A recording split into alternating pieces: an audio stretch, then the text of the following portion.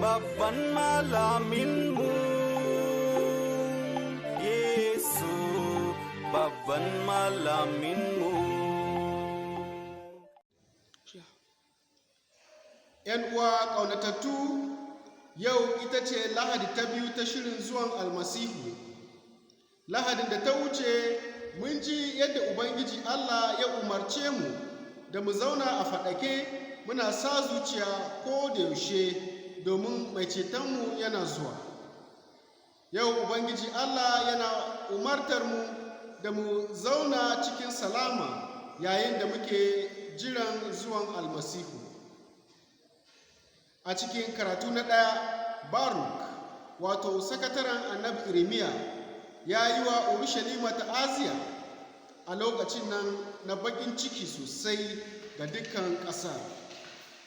Lokaci ne na bauta a ƙasar Babila bayan da sarki Nebukadneza ya ci su da yaƙi.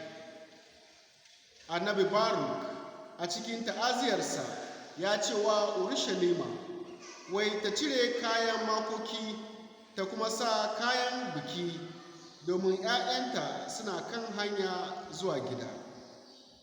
Dalilin zuwansu shine domin su sake gina birnin su kuma sabunta shi. Wannan annabci yana nuna mana yadda Allah zai tattara ‘ya'yansa a cikin sabuwar Urushalima, wato mulkinsa na ɗaukaka a ƙarshen zamani. A cikin bishararmu ta yau, mun ji yadda Yahaya mai baftisma ya fara wa'azinsa. Mun ji yadda ya dinga zagayawa a yankin Urdun yana shelar baftisma ta tuba daga zunubai.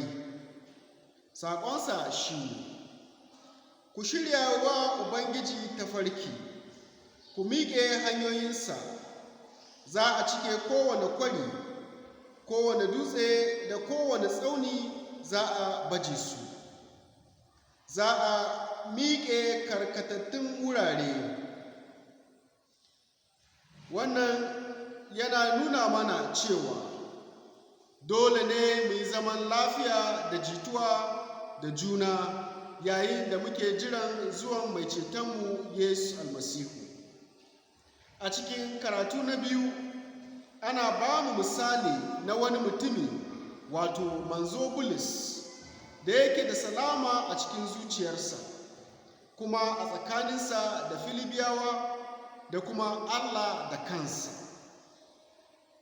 Ko da yake ya tsinci kansa a cikin kurkuku, ko kaɗan zuciyarsa ba a ɓace take ba. Saboda haka yake gode wa Allah domin yadda bishara take yaduwa ta wurin taimako ko kuma sanadin su Filibiyawa. Saboda tsabar salama da kuma jituwa a tsakaninsu ne ya ce wai har marmarin ganinsu yake yi.